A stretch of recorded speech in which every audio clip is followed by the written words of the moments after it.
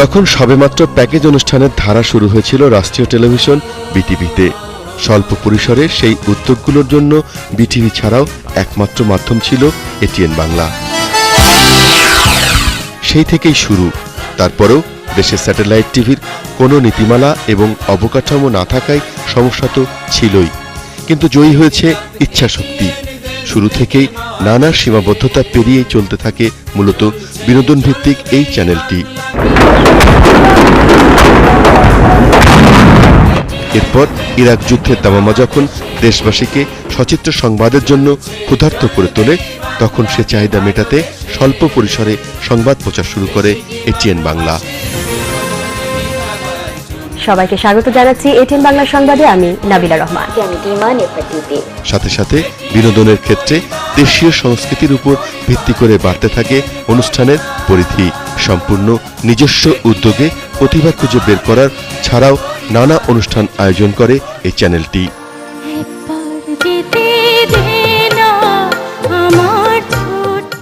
গত 15 বছরে এমন অসংখ্য একক, ধারাবাহিক এবং মেগা সিরিয়ালের নাটক প্রচার করে এটিএন বাংলা।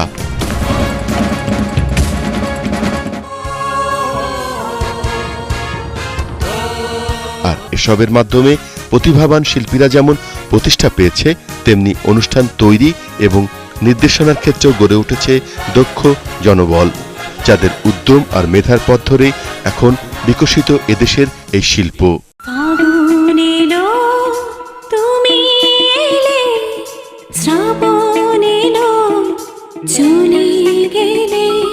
সঙ্গীত, অভিনয়, নাচ সহ শিল্পকলার বিভিন্ন ক্ষেত্রে বিপুল সংখ্যক মেধাবী শিল্পী উপহার দেওয়ার সাথে সাথে বিতর্কের মতো শিক্ষামূলক বিষয়ের প্রাণবন্ত উপস্থাপনাকেও পৃষ্ঠপোষকতা করেছে এটিএন বাংলা।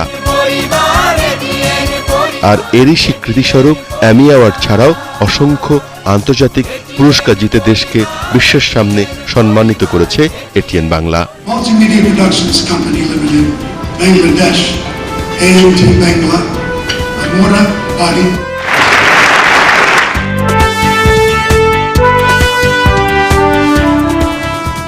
সম্প্রতি শেষ হওয়া জাতীয় স্কুল ফুটবল সম্প্রচার করে সারা দেশের কিশোর তরুণদের মাঝে আবারও ফুটবলকে নিয়ে আশা জাগিয়েছে দেশের শীর্ষ এই টিভি চ্যানেল। একইভাবে হকি, কুস্তি, ব্যাডমিন্টন সহ অপ্রচলিত এবং অপেক্ষাকৃত কম আলোচনায় থাকা খেলাগুলোকে জনপ্রিয় করার ক্ষেত্রেও অবদান রেখেছে এটিএন বাংলা। অন্যদিকে শুরু থেকেই সর্বোচ্চ পেশাদারিত্বের কারণে এটিএন বাংলার সংবাদ এখনও দেশের মানুষের প্রধান আস্থা।